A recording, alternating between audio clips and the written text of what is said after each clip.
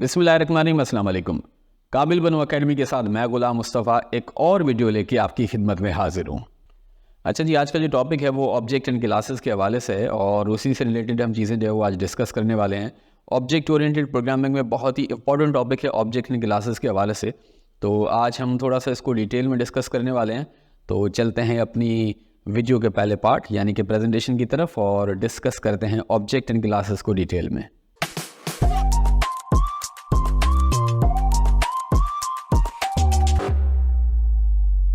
अच्छा जी, हम प्रेजेंटेशन की तरफ आ गए हैं और ये हमारे एजेंडा है और एक ही एजेंडा है object and classes. So let's start. An object is defined as an entity possessing both state and behaviour. हर वो एंटिटी जिसके पास स्टेट एंड बिहेवियर होगा वो हमारा ऑब्जेक्ट कहलाएगा। These objects can be concrete like chair, bike, marker pen, table, car and more, or they can be abstract and intangible as seen with example like the banking system। दुनिया के अंदर जितनी भी entities हैं वो सारी की सारी हमारे ऑब्जेक्ट के तौर पे जो है वो यूटिलाइज हो सकती हैं। इसमें कुछ तो ऐसी चीज़ें हैं जो हमें फिजिकली दिखाई देती हैं, लेकिन कुछ चीज़ें ऐसी होती हैं जो वर्चुअली होती है। जैसे कि एग्जांपल आपने पीपीटी में देखा कि banking system. State pertains to the data or values associated with an object and behavior encompasses the functionality or action an object can perform like depositing or withdrawing। Simple सी बात है, जो उसकी physical appearance होगी वो उसकी state कहलाएगी और जो काम वो परफॉर्म करेगा वो बेसिकली उसके बिहेवियर होगा। Identity is established by assigning each object a unique internally managed ID which remains hidden from external user but is employed by the JVM to ensure each object is uniquely identified. इनके अंदर हर एक object की जो है वो special ID जो है वो असाइन की जाती है, जो जेवीएम उसको मैनेज कर रहा होता है, जो हमारी एक्सटर्नल वर्ड से जो है वो हिडन होती है। Object in Java. An object can be understood as an instance of a class. जो इंस्टेंस कहलाता है क्लास का वो हमारा ऑब्जेक्ट होता है। Where class serves as a template और ब्लूप्रिंट फॉर क्रिएटिंग ऑब्जेक्ट। और क्लास को हम जो है वो बेसिकली ब्लूप्रिंट या फिर टेम्पलेट कहते हैं किसी भी ऑब्जेक्ट का। In essence N object is a tangible manifestation resulting from the definition provided by it's associated class. जो क्लास की चीज़ें पहले से डिफाइन की गई होंगी उनके बदले में जो उसका ऑब्जेक्ट क्रिएट किया जाता है और उसी ऑब्जेक्ट के थ्रू जो है वो हम उस क्लास को एक्सेस कर पाते हैं। ऑब्जेक्ट की डेफिनेशन में और कौन सी चीज़ें हैं? N object is a representation of a real world entity.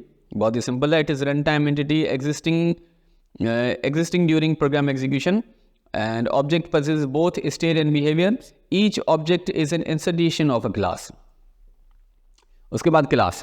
a class can be described as a collection of objects that share common properties। it serves as a blueprint or template for gathering objects। importantly a class is a conceptual entity and does not have a physical presence। जितनी भी चीज़ें हम programme के अंदर लिखते हैं, जैसे हम स्टार्ट से प्रोग्राम बनाते आ रहे हैं तो उसके अंदर हम अपने प्रोग्राम के अंदर जो है वो एक मेन क्लास लिखते हैं और मेन क्लास के अंदर हमारा जो है मेन मेथड होता है। अब आप नोटिस करेंगे तो उसके अंदर हमारे पास डिफरेंट वेरिएबल्स होंगे।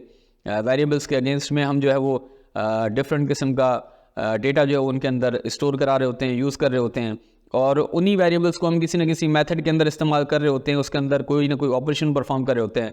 ये सारी की सारी चीज़ें हमारी जो है वो क्लास के अंदर ही होती हैं। ये सारी चीज़ें कंबाइन होके एक कंप्लीट जो है वो क्लास बना दी। क्लास के अंदर कौन कौन सी चीज़ें हो सकती हैं? Fields, methods, constructors, blocks, nested class and interfaces. ये सारी चीज़ें जो है वो एक क्लास के अंदर मौजूद होती हैं। अब टर्मिनोलॉजीज कौन कौन सी इस्तेमाल होती हैं? पहले instance variable. An instance variable is a variable that is declared within a class but outside of an specific method.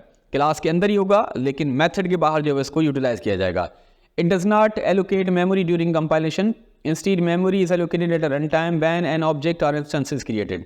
इसको मेमोरी पहले असाइन नहीं की जाती, जब उसका ऑब्जेक्ट क्रिएट हो जाएगा और तभी जो रन टाइम के दौरान जो है इसको मेमोरी असाइन की जाती है।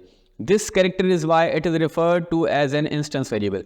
इसी वजह से इसको जो है वो इंस्टेंस वेरिएबल कहा जाता है। उसके बाद method in Java is like a function which is used to expose the behaviour of an object. Advantage of method are code usability and code optimization. Same जो हमारे फंक्शन के होते हैं मेथड के भी जो है वो वही एडवांटेजेस है। उसके बाद न्यू कीवर्ड। न्यू कीवर्ड हम इस्तेमाल करते हैं जब हमें कोई ऑब्जेक्ट क्रिएट करना होता है। जैसे हम इससे पहले प्रोग्राम बनाते थे, याद है हम एक स्कैनर क्लास का ऑब्जेक्ट क्रिएट करते थे तो उसके अंदर हमने इक्वल साइन के बाद जो है वो न्यू कीवर्ड इस्तेमाल किया था उस ऑब्जेक्ट को क्रिएट करने के लिए। The new keyword is used to allocate memory to run time. All objects get memory in heap memory area. उसके बाद उसका सिंटेक्स, यहाँ पे एक स्टूडेंट क्लास बनाई गई है जिसके अंदर दो जो है वो वेरिएबल, ये वही वेरिएबल है जो हम पिछली स्लाइड में जो डिस्कस कर रहे थे, इंस्टेंस वेरिएबल। एक आईडी है जिसका डेटा टाइप इंटीजर है, दूसरा नेम है जिसका डेटा टाइप स्ट्रिंग है, और इन दो वेरिएबल को जो है वो मेन मेथड के अंदर इस्तेमाल किया गया है। और यहाँ पे s1 नाम से जो है वो एक ऑब्जेक्ट क्रिएट किया गया है, और system.out.println की मदद से s1.id एंड s1.name जो है वो यहाँ पे यूज़ किया गया है। अब एक ऑब्जेक्ट को इनिशियलाइज कैसे किया जा सकता है? तीन वेज हैं, by reference variable, by method, by constructor. तो अब डिस्कस करते हैं इनको। सबसे पहले थ्रू रेफरेंस वेरिएबल। एक हमने क्लास बनाई, उसके अंदर हमने दो इंस्टेंस वेरिएबल बनाए हैं, इंट आईडी और स्ट्रिंग नेम। अब एक दूसरी क्लास है और उसके मेन मेथड के अंदर हमने एक ऑब्जेक्ट क्रिएट किया है s1 नाम से, और s1 को जो है वो id को वैल्यू असाइन की है 101 और s1.name को वैल्यू असाइन की है सोनू, और इन दोनों को जो प्रिंट कराया system.out.println की मदद से। अब जो वेरिएबल्स, इंस्टेंस वेरिएबल हमने इस्तेमाल किए थे, उनको वैल्यू हमने यहाँ पे असाइन की है s1 ऑब्जेक्ट के थ्रू। तो ये हमारा हो गया इनिशियलाइजेशन थ्रू रेफरेंस। दूसरा हमारा है थ्रू मेथड। अब यहाँ पे सेम सिनेरियो है, लेकिन फ़र्क इतना है कि जो हमारी स्टूडेंट क्लास थी उसमें इंस्टेंस वेरिएबल के अलावा हमने एक मेथड क्रिएट किया है इंसर्ट रिकॉर्ड का, जिसके अंदर हमने दो वेरिएबल्स, एक स्ट्रिंग और एक इंटीजर इस्तेमाल किया हुआ, उनको वैल्यू हम यहाँ पे असाइन कर रहे हैं। और सेम टाइम पे उसके नीचे जो एक मेथड है डिस्प्ले इन्फॉर्मेशन, उसके अंदर हम वो इन्फॉर्मेशन प्रिंट करा रहे हैं। अब हमारी एक दूसरी क्लास है जिसके अंदर हमने दो ऑब्जेक्ट क्रिएट किए, एक s1 एक s2, और इंसर्ट रिकॉर्ड मेथड को इस्तेमाल करते हुए s1 एंड s2 को हमने दो अलग अलग वैल्यूज़ जो है वो प्रोवाइड की है, एंड सेम टाइम पे s1 एंड s2 को इस्तेमाल करके डिस्प्ले इन्फॉर्मेशन के थ्रू हमने उसको आउटपुट के तौर पे प्रिंट कराया है।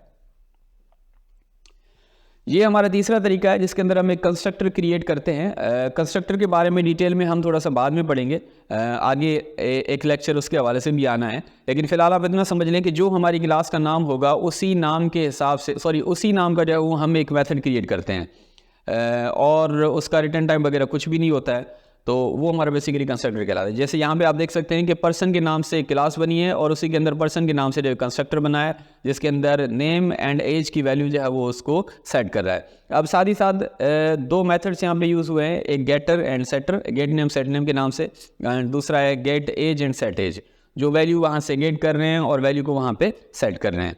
एंड फाइनली इन दोनों को जो है वो हमारी जो मेन क्लास थी उसके अंदर इस्तेमाल किया गया है, जो मेन मेथड है हमारा उसके अंदर ऑब्जेक्ट क्रिएट करते हुए, और इसको जो है वो प्रिंट कराया गया है। अच्छा, ये हमारा एग्जांपल है जिसके अंदर हमने एक सिंपल सी क्लास बनाई है न्यू डेमो के नाम से, और उसके अंदर हमने इन्फॉर्मेशन डिस्प्ले कराई एक मेथड में, जिसमें इन्वोकिंग मेथड के नाम से जो है वो आउटपुट आना है, और उसका जो है वो ऑब्जेक्ट हमने बनाया अपने मेन मेथड के अंदर, और उस obj.display को जो वहाँ पे शो कराया गया है। चलिए जी, हमारी प्रेजेंटेशन में तो यही पार्ट था। अब चलते हैं अपने आईडी की तरफ और इस एग्जाम्पल को जो है वो प्रैक्टिकली परफॉर्म करते हैं।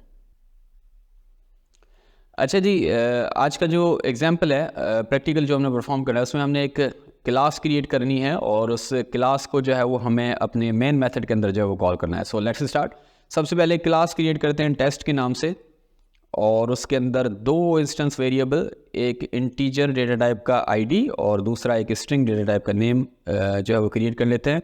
और अब हमारे मेन मेथड के अंदर हम एक ऑब्जेक्ट क्रिएट करते हैं s1 का, टेस्ट क्लास का, और पहले s1.id को वैल्यू असाइन करते हैं 101 और s1.name को वैल्यू असाइन करते हैं अली, एंड system.out.println की मदद से s1.id एंड s1.name जो है वो यहाँ पे प्रिंट कराते हैं।